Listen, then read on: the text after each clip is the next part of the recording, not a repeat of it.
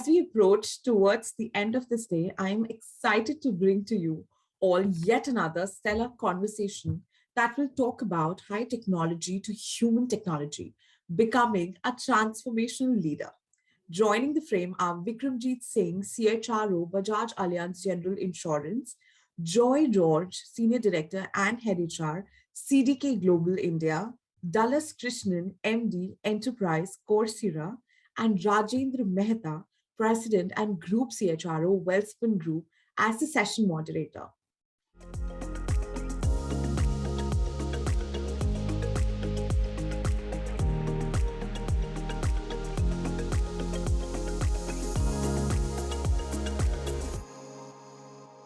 So thank you, ETHR, for giving me the opportunity for moderating to today's session.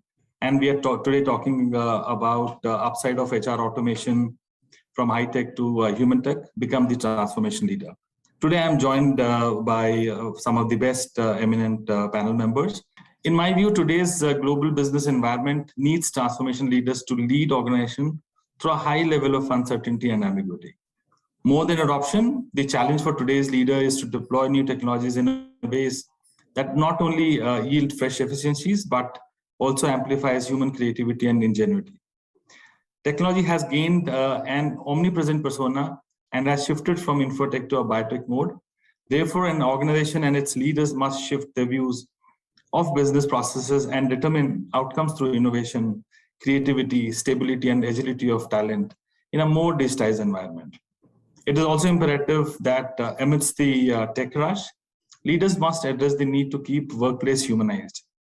HR shall emerge as the co-architect of culture evolution and must drive the connection between the company and the community. And it also influence positive societal outcomes in an era of transformation and disruption. At Welspun, we believe our values create value, and that remains at the heart of our enterprise, including automation and digitalization. And hence the design document is human-centric. Automated associate productivity logs, visual defect monitoring system, energy management system, Manthan, which is our innovation platform, end-to-end traceability through blockchain, robotics, are a few initiatives that are driving the Industry 4.0 agenda within our organization. It is at this juncture that the human resources team is at the forefront of deploying technology in pursuit of inclusion and efficiency, to co-shoulder business agenda and keep the pipeline for digital SMEs and leaders ever active. But as we know that the leadership fraternity must look ahead in terms of navigating the uncharted waters of new world of work, which requires imagination, judgment, and some sense of context. Humans above all will remain at the core of it all. It is true indeed that more technology-driven organizations become, the more their success will depend on people involved. As we progress from high tech to human tech, there are still many questions that are unanswered.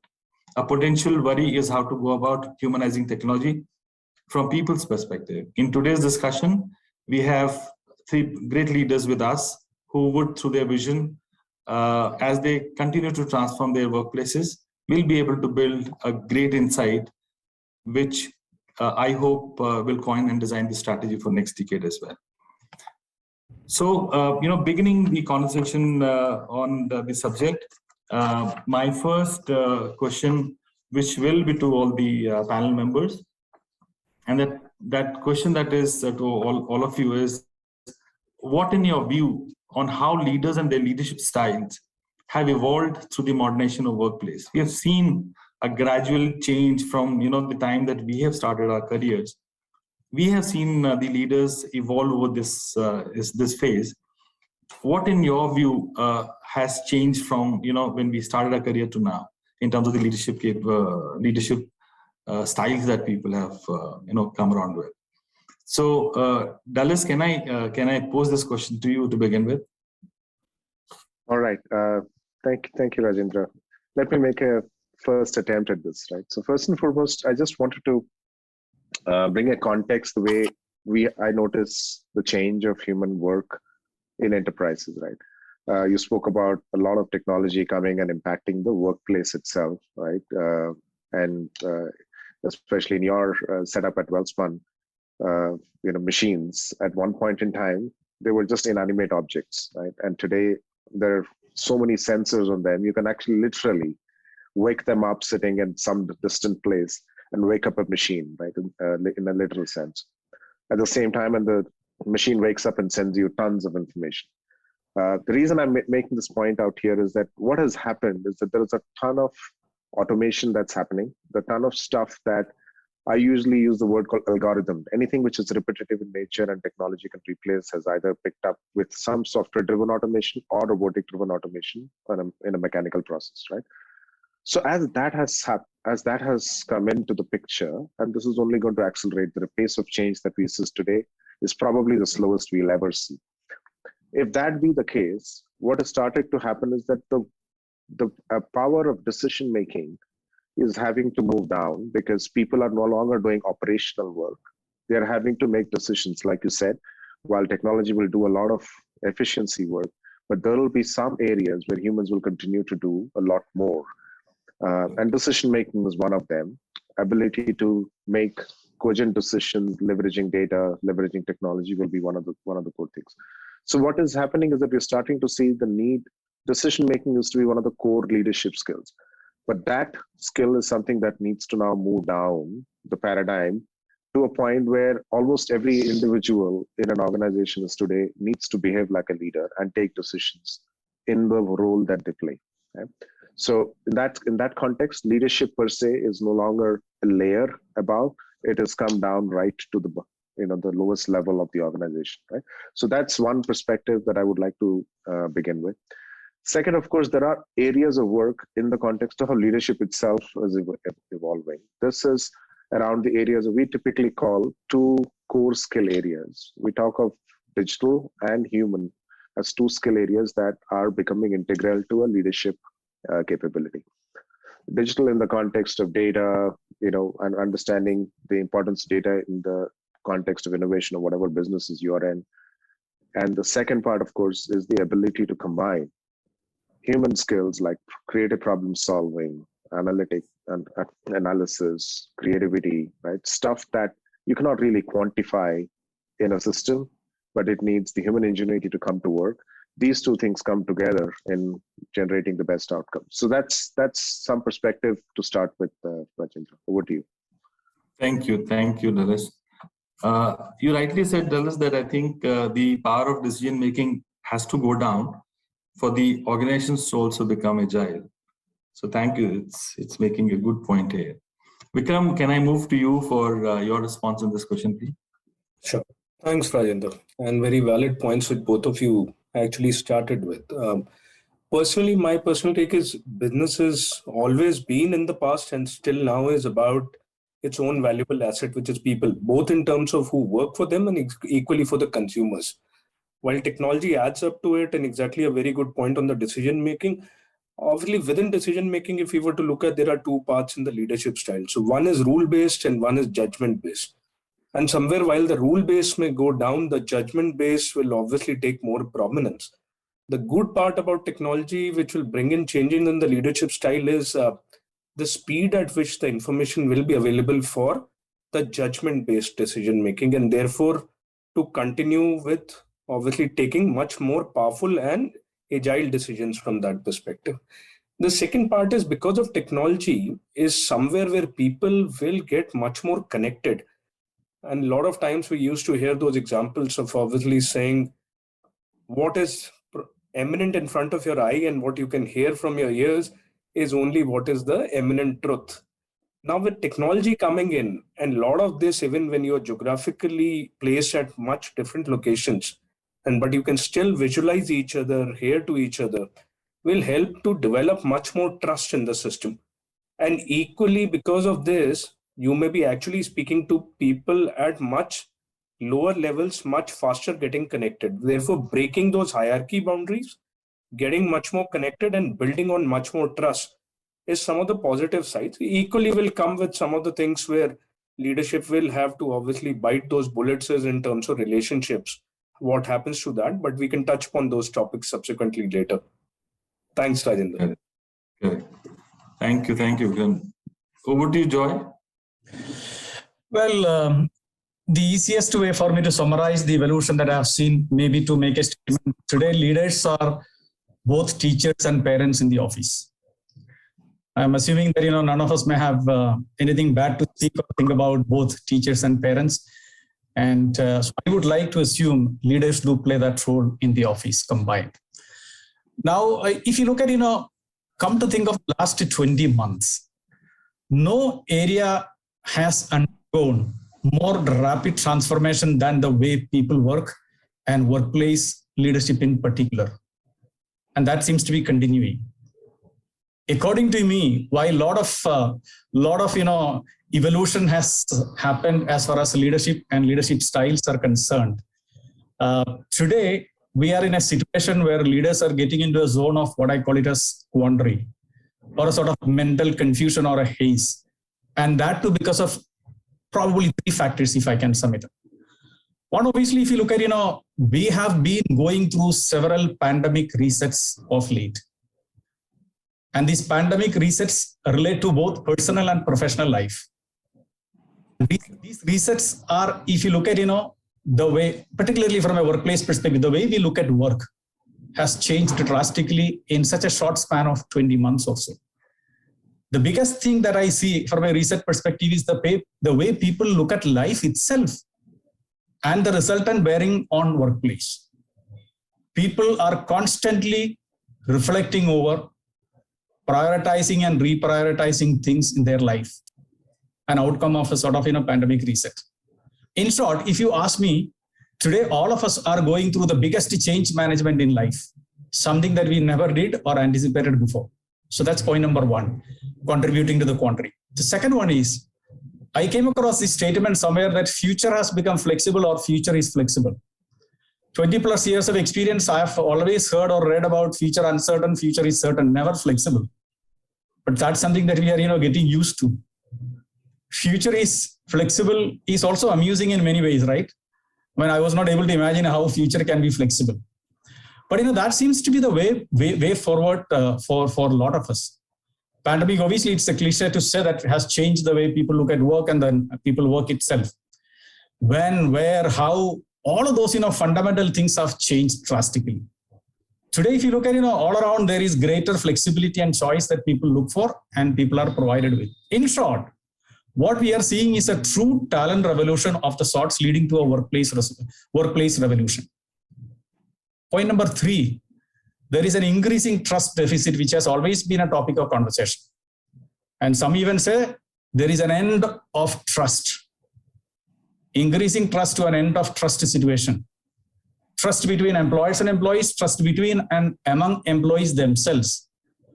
Now, if you look at purely from a workplace context, where is the collateral damage happening, or where does the buck end? It is mostly on leaders. While we are in a kind of, quandary, this quandary is on account of these 3 situations. I think the buck stops at the leaders level. And leaders still are expected to or continue to own their responsibility to keep the organization true to its purpose. That's again point number 1. Navigate people to the right directions. Point number 2. Act as custodians of the culture. Point number 3. And obviously play as a sort of catalyst enabling performance in the organization. Point number 4. What does it all mean? Leadership has become multi-dimensional. It is no longer unidimensional. And that is the biggest evolution that I see, having spent 20 plus years. Rajendra, back to you. Thank you, Joe. I think good points made by Vikram and you as well. While Vikram talked about rule-based judgment and rule-based, outcomes to be that being defined as well as the judgment-based, and your thing on even trust is really impacting the workplaces now. And I believe as long as the pace of automation will be far higher than our ability to learn and adapt and then move forward, we will continue to remain in this quandary mode for some more time till we adjust with this situation and then lead. And the topic of today is all about being transformational leader and being driving through a human touch. I think that's the area which I guess would become far more important for a leader to succeed. So, moving to my next question, and I'll pose this question to Dallas. Dallas, what do you think are the HR skills that would be relevant for times to come? And this is important because I think on one side, while the technology is being driven through all kinds of tech innovations, but the kind of, if organization has to continue to thrive, then people become the center of those organizations. People drive those agendas. In your mind, what do you think that HR needs to really gear up with, and some of those skills which they must possess for for making the organization influence in a manner that it succeeds and it is always thriving? Over to you, Dallas. Sure. Thanks, Rajendra, and some wonderful points by both Joy and Vikram here. Especially the point, future is flexible. I'm just never going to forget this line, Joy. So let me start with the evolution of HR and the way I perceive this will go forward, right? And we spoke about this in the beginning. We spoke about how automation is coming in. And if you really look at our HR function itself, over the last many years, there is a ton of automation that has gone into a lot of HR operations, right? If you think of what the traditional HR would do, a lot of the operational part of HR, be it in terms of base data, employee onboarding, there are many areas which are today getting automated, payroll, right, leave management. So those are aspects which are today no longer being discussed in the context of a core HR skill. It's already gone back into our, the spiel around how do we make it better? How do we put a system? How do we automate it? And how can we do it better? So those aspects are, I would say, in some sense, getting algorithmed, and that will continue to happen in the traditional HR operations area. The area that probably, which will become even more important in the context of how business is evolving, where technology is going to constantly push businesses to innovate, and constantly change the direction that they need to take under pressure from consumer demand, right? Will be in the area of capability development. I feel there will be a huge onus that will come on HR teams, not to just build the HR and leadership in the context of what they do today and what it will support businesses of today. It is about envisioning the future of what capability the organization requires for it to stay agile, stay innovative, and to be successful in the future. So the core around those capability building, it will be a core area that HR will come in, right? And this is not the traditional area of talent development and stuff. This is truly about building new capabilities in organizations, right? I spoke about, the WEF in the 2020 report spoke about human and digital skills as a few areas that they spoke. And then, there were a few, 4 broad areas I remember they spoke about: problem solving, self-management, working with people, and tech use and development, right? These were the 4 broad types of skills that they said that will evolve in the future. And around those, in the top 10 skills that WEF talks about is analytical thinking and innovation, active learning and learning strategies, building problem solving skills and critical thinking analysis, leadership and building skills around leadership and social influence, technology, building skills and capability around technology use.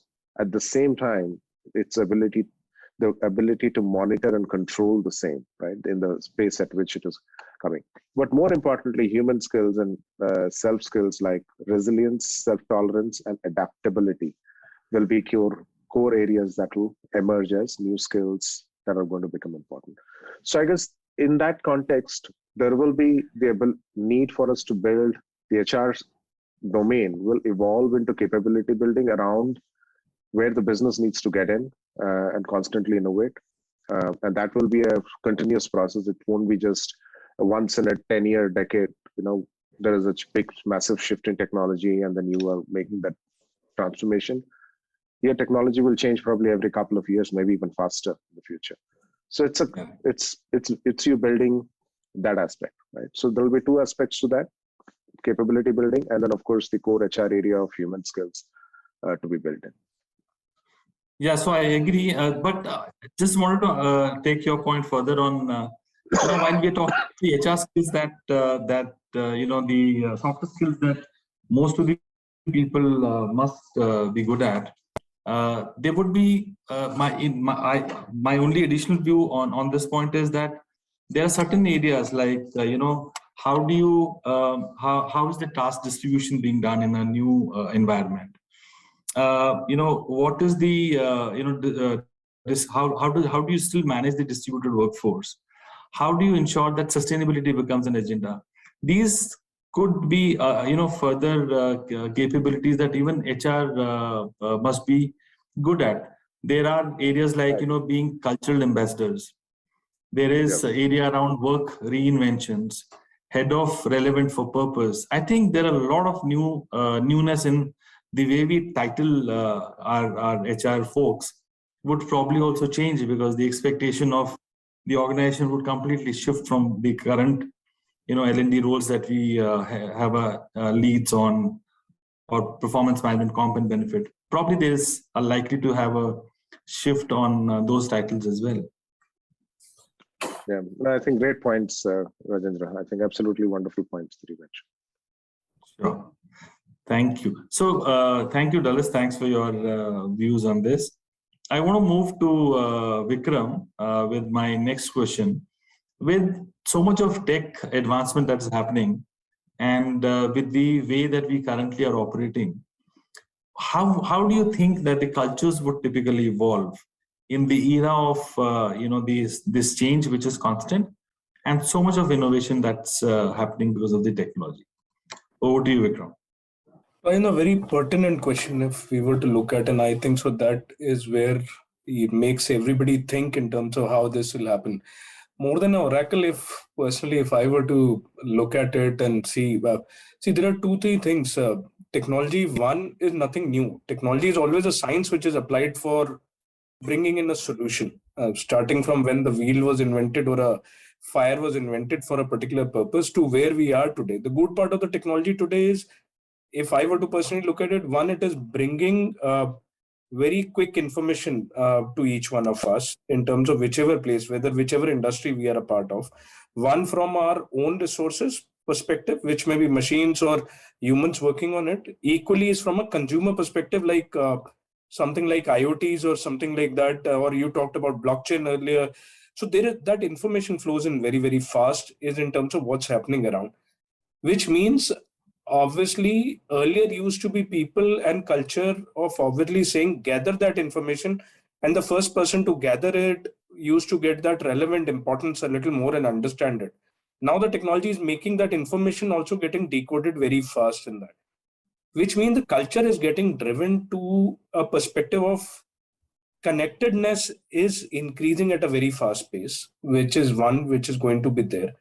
The second part which we talked about is, again, there are 2 ways of looking at it. One, it says, and which we talked about earlier, it is growing to bring in for a widespread teams the trust part of it. Work from home and other things were never possible earlier because people never used to believe people can actually work somewhere outside if they are not being seen in offices in that ways.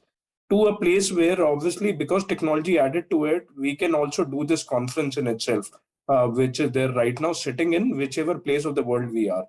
So which means that the trust part goes up. The third part is maybe over growing period of time, it may also call in to obviously say that as a part of the culture, the whole concept of the working, and working means here is, will the jobs be unique in nature or will people come together as project-based working? So there will be a core part of it and then there will be a project bit of it. Therefore, how does that project bit of economies which come into picture? And therefore, the culture changes around those bits of it. And therefore, the whole definition of cultures and leadership will go for an evolution. The only thing is, we can bite that bullet fast as organization which will be nimble and agile in that ways, or obviously doing so, because there is no stopping onto it. The only thing is which one goes a little faster into some of these things, which is there. And the last bit on the culture bit of it is, culture is nothing but amalgamation of not only the employees, but the society which is also around us changing. And with this technology actually reaching even the rural most parts, and if we see even in India, most of the people are now using internet more in rural places than actually in the towns itself or the bigger cities, which means then the whole thought process of consumption itself is changing. And itself, which means that the people are thinking in a very different way, which means that there is going to be a big change in the whole perspective of diversity and inclusion itself, which will start to come in from a culture perspective, which we were to see. And there can be multitude of other bits of culture, because culture is nothing, it's a very soft aspect. Each one of us would agree to that. And we can obviously look into those deeper aspects, but these are broad, which I think of personally in terms of how does it impact, and therefore depending on various industries and at what stage of evolution our respective companies are, it can be actually looked into from that perspective more. Thanks. Thank you. Thanks, Vikram, for your views on this. Since you mentioned about agility, Vikram, I want to pick now the next question with George. How do you build agility in teams, given the current context of technology? Because the adoption of technology is far more faster, or the opportunity of automating our processes far more faster than people's ability to really react and then change quickly. How do you think, George, that we can build agility around our workforce? If you look at, I believe the end objective of all of these tools and technology is to continually upgrade the employee journey or employee experience at the end of the day, right? That's how we look at least me as an HR professional. That's the way I look at it. What can I do to make things easier, faster, and less painful? To that extent, the need of the hour is to organize HR workflows, or for that matter, any business workflows from the user's perspective. Today, user is the king, and we keep hearing that every forum. I also like to think most of the companies do have some struggle to digitize all of their HR processes and workflows, essentially from the other interesting perspective, which is, like I think, Vikram touched upon the digital literacy that's, fast catching up everywhere. Today, practically everybody is used to a personal gadget, which is far more streamlined in terms of digital experience, faster, intuitive interfaces, all of those things. So on a personal side, people are used to far more advanced technology tools and solutions. But when it's a question of workplace, looks like there is a bit of a catch up to do, which is a kind of, challenge. Many others may have touched upon, it's important to keep on top of, technology changes that are happening, to make sure that employees do get a feel of modernizing of things that are happening within the organization as well. Otherwise, they might write you off as, quite outdated in many ways. Now, as an organization, CDK as an organization, obviously, I don't want to give all the details and then, bore you with, but otherwise, we have looked at modernizing HR tools as one of the biggest agenda that we have had for the past 18 months. We've been quite successful in adopting some of the latest and greatest tools around simplifying workflows and then enabling people to access information faster and easier. One of the things that I look at, when I build my teams, to see whether they have individually a sort of, propensity or inclination towards, dealing with technology, being on the analytical side of things, etc. Because I personally believe when you go high tech, you also need to be high touch. But at the same time, it cannot be that you are only high touch and you ignore the high tech aspect. So therefore, I insist on my team to get technology closer to them, understand various dimensions of data insights, start using them. Obviously, look at design thinking as in what's the end solution, who is the end beneficiary. Approach things from a kind of user experience mindset, rather than selling it as the best in class, wherein people don't even find it as ordinary. So these are some of the things that I try to do with respect to my HR team. Obviously, fortunately, I work for a high-end technology company. We are into IT products, and then we have the advantage of all others being quite well informed on the latest and the greatest on technology and tool side. Obviously, some of these things, Rajendra easier said that done, but I want to say that I see the intent is very high today on everybody's mind. Right. And I think as the tech further inroads our workplaces, the learning potential that all of us have, probably we need to really work on that, because if the learning potential is higher, there's a likelihood that the organizations would adapt to new changes very fast. And hopefully, I think if there is a way to really work around on those, that would be my point to this, this question. Absolutely. Alice, you have been in this, in this learning journey for You have any view on this question of how do you build agility for for the employees, so that the adoption of system and processes is far more stronger? Sure. So, Rajendra, I guess the context of lifelong learning is now a given, is virtually a given, right? And it's not going to change any further. Where somebody would say one fine day you don't need to learn, right? I don't think that age is going to ever come, right? Probably the pace at which learning needs to be done will probably become shorter, and it will, in many ways, it will also do is it will take away the gaps that today we have as a multi-generational workforce, right? Today we have a baby boomers all the way born in the 70s, all the way to people who are the current Gen Z, right? And when you think of a technology shift that happens at a much rapid pace, it impacts everyone, right? So, you can almost say that they're all brought, the context of your age, your demography, where you come from, everything is gone. All that matters is, what do you know, what it takes to get your work done, right? Whether you are in that room with a 50 years of experience, but you are the one who has that skill of lifelong learning, and hence you are able to deliver to that outcome. Or you could be just somebody who's just out of college, but you know what they taught you in college was no longer relevant anymore, right? Because in 2 years' time, by the time 2 years into your experience, stuff changed, right? So the context of lifelong learning, I guess, is something that as we engage more and more is becoming extremely embedded in companies, organizations' DNA, in how they are designing new learning systems. And that's where probably the emergence of platforms come in, so that there is faster ability to pick up what you need to know, what are the in-demand skills that are emerging. And then second is also, how do you very quickly scale that learning at a very rapid pace, right? So because that becomes an important element as well. You can't take people off their work for them to learn for a long period before you go and change. Learning will come in the flow of work, right? And to a point where the future of work will be actually equivalent to learning, right? So I guess that's an evolution that I would foresee happening at a much faster pace. There's a wonderful book by a lady called Heather McGowan called The Adaptability Advantage, and she espouses the context of the fact that lifelong learning is going to be the key differentiator. The organizations that are able to do that faster and better will be the ones who will survive and thrive in the future.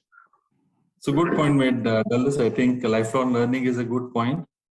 And I believe that, the times that are coming by, the number of hours that we have this far calculated with respect to training, and somewhere it would have been typically 2 days, somewhere it would have been 5 days. That's been our reporting mechanism. I think it'll leapfrog to about 25 odd days of training, which makes the challenge, far more severe for organizations to come around and structure the learning opportunities for employees. Vikram, I want to come to you.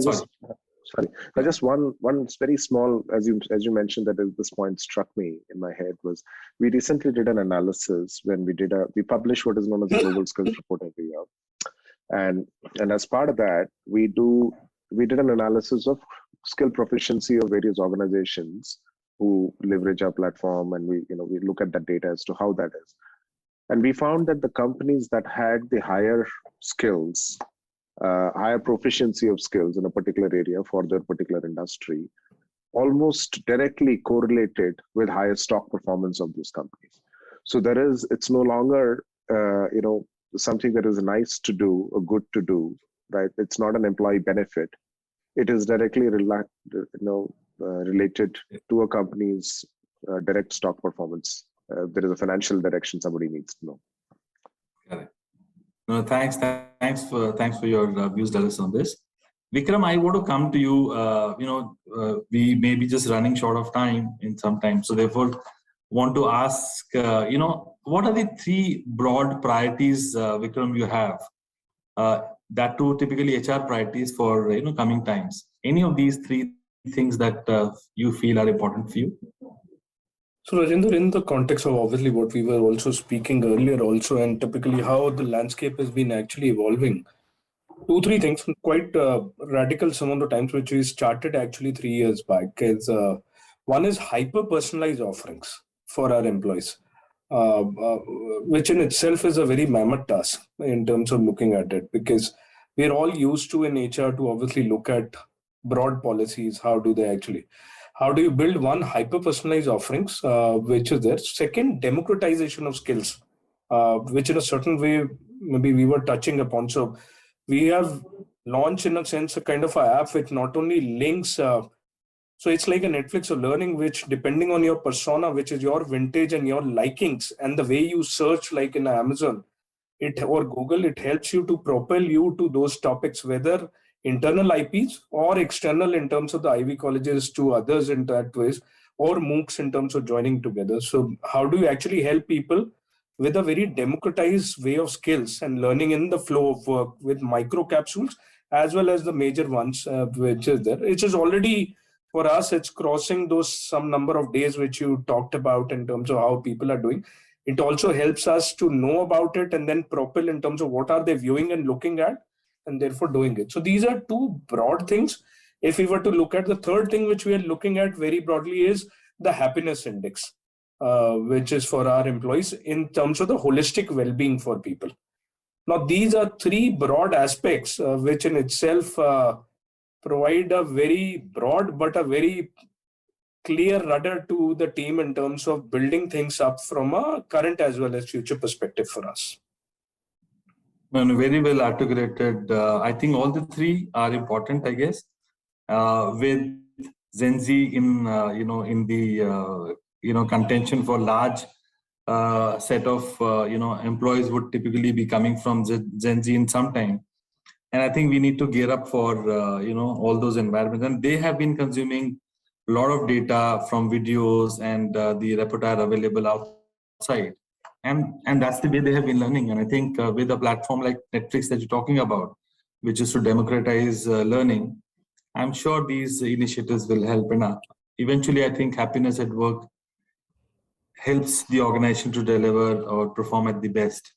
Yeah. So just to add, Rajendra, before we just switch on, we actually did even analytics of people who are into different baby boomers or others, which is to the healthy surprise, the consumption into other categories has been equal or more only in terms of some of this learning aspects, which has been very hyper-personalized in the app actually for us, including the consumption on the weekends has been equally up as in the weekdays, including some of the times in metros when they're going back, the consumption in the evenings, we can even track.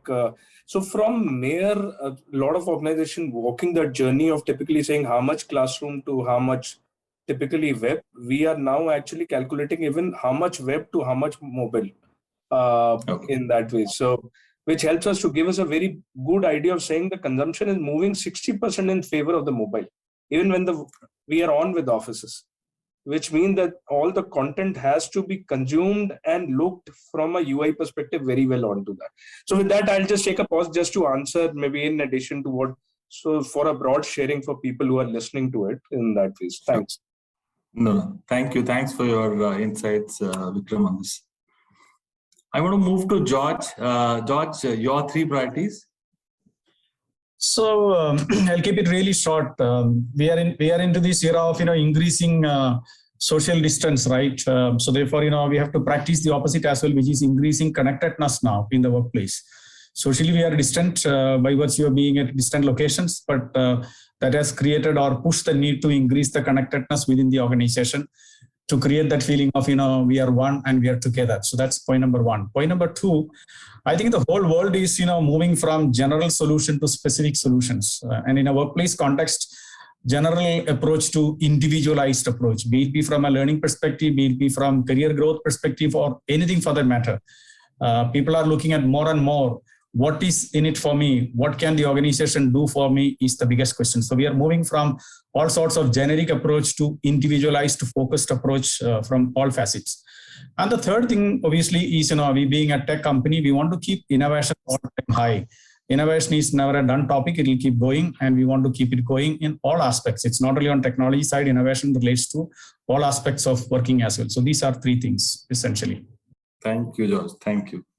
And I think connectedness is a challenging, of this priority, because we are constantly in that we don't know what will be a successful, framework that will help develop connectedness in pandemic kind of scenarios.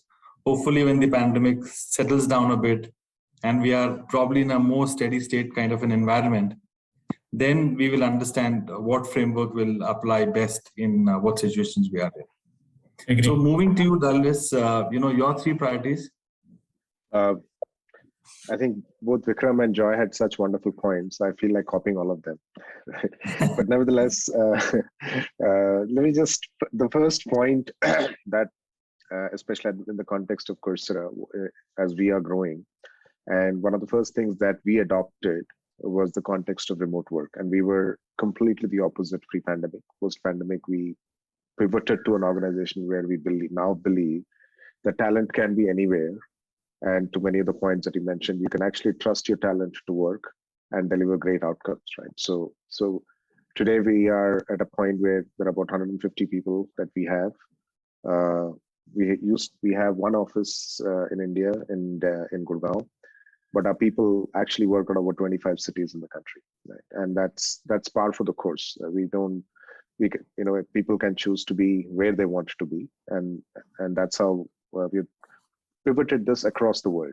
We are based in Mountain View as a headquarters, but our leadership is distributed between Chicago, in Canada, in New York. So we've distributed ourselves where we want to be. So remote working and connectedness is a big priority as a result of that. So that's the one shift of that is the priority around how are we connecting ourselves, how are we finding ways to get the culture going at the same time. The second one is more in the context of learning. And there is a big push that we are working towards.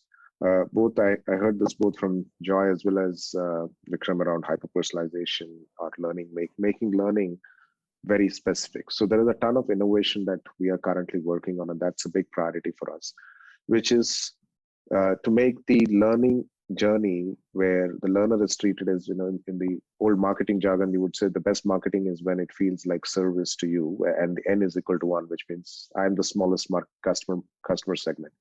Very similarly, on the learning side, we would like learning to be curated to an every individual skill. It's no longer about a level or a role. It is about me, the person in that job versus another person in that job. And then what do I need to learn and what do I need to be more effective at, right? So the ability to make learning journeys and learning, the knowledge of that, what I as an individual need to learn. There are a couple of innovations called skill sets and level sets that we have launched that will allow us to get there, right? So that's the second part. The third one is more inclusive priority for us, of course, in the work and the mission that we are in, which be it working with campuses or be it working with corporates. It is about learning and making a much larger impact to the world in itself by enabling learning without limits, right? So that's the third priority for us. Thank you, Dallas, for this. And if one was to really go back to the topic that we started discussing, and I believe that as transformation leaders that we're talking about, kind of a summary of this, I can say that being connected with your people within the organization, making hyper learning as giving that as an opportunity for our employees, and therefore making them learn and being relevant for future. That would be the second. And innovation typically would be an outcome of a lot of data being churned, a lot of insights being built up, and I think that will also drive innovation at work and happiness. That we need to see across our people, because it's good. It's a happy people who will deliver the best results for the organization. So thank you for all of you, Vikram, Joy, and Dallas, for your insights, wonderful insights that you were able to bring about. With this, I thank all the three of you for being there today as eminent panel members of this discussion. Thank you very much, and you have great times ahead.